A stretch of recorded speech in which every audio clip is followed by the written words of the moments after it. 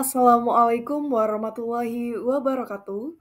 Perkenalkan nama saya Septianingsih, saya dari Program Studi Sistem Informasi Angkatan 2022 dengan NPM 223110888 mata kuliah MPSI dari Universitas Teknokrat Indonesia. Di video kali ini saya ingin sedikit menjelaskan materi tentang pengelolaan sumber daya proyek. Sumber daya proyek adalah elemen yang penting pendukung keberhasilan pelaksanaan proyek. Mengelola sumber daya proyek mencakup perencanaan, pengalokasian, dan pengendalian berbagai jenis sumber daya seperti manusia, material, waktu, dan keuangan.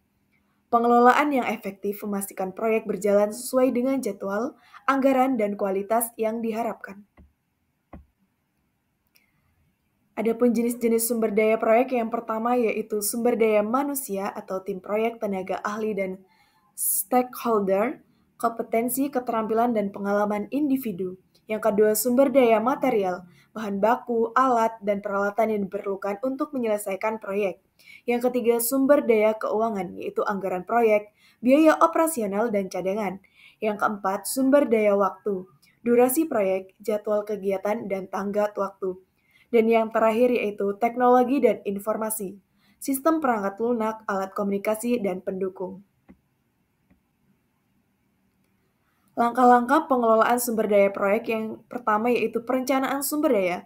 Ini identifikasi kebutuhan sumber daya berdasarkan ruang lingkup proyek, buat daftar kebutuhan sumber daya mencakup jenis, jumlah, dan waktu pengguna, gunakan teknik seperti work breakdown struktur atau menentukan kebutuhan spesifik.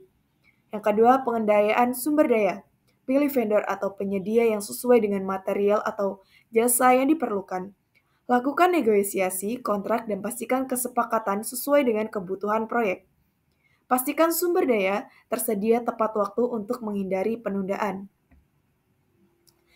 Yang ketiga, pengalokasian sumber daya. Alokasi sumber daya secara efisien berdasarkan prioritas dan jadwal proyek. Gunakan perangkat lunak manajemen proyek seperti Microsoft Project atau Trello untuk memantau alokasi. Pastikan anggota tim memahami tugas dan tanggung jawabnya masing-masing.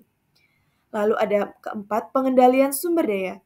Pantau penggunaan sumber daya untuk memastikan efisiensi dan menghindari pemborosan. Gunakan Key Performance Indicator untuk mengevaluasi kinerja sumber daya. Lakukan penyesuaian alokasi jika ada perubahan dalam proyek. Lalu yang terakhir ada evaluasi dan penutupan.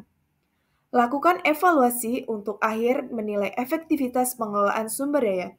Dokumentasikan pelajaran yang perlu oleh untuk digunakan dalam sumber daya proyek mendatang.